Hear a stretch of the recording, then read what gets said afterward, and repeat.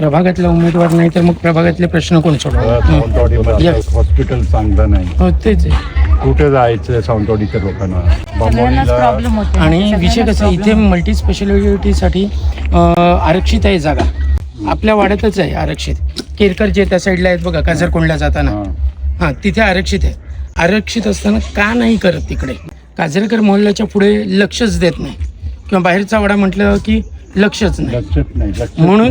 म्हणून काय की बाहेरच्या वाड्यातला कोणतरी हवा, म्हणून त्याच्यासाठी आम्ही अपक्ष राहिलेलो आहोत.